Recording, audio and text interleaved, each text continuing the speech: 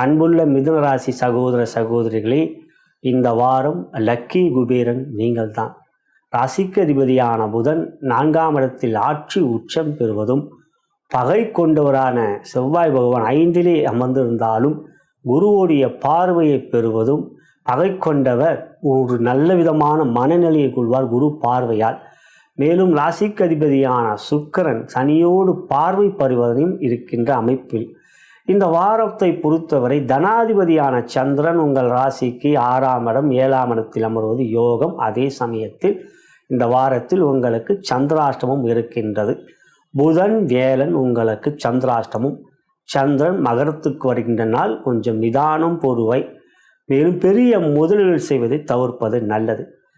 10ஆம் இடம் ஜீவனஸ்தானத்திலே சனி வகரமாக இருப்பது கடின உழைப்பை கொடுக்கக்கூடிய ஒரு அமைப்பாகும். 10ல் ஒரு பாவியாவது இருக்க வேண்டும். அவற்றில்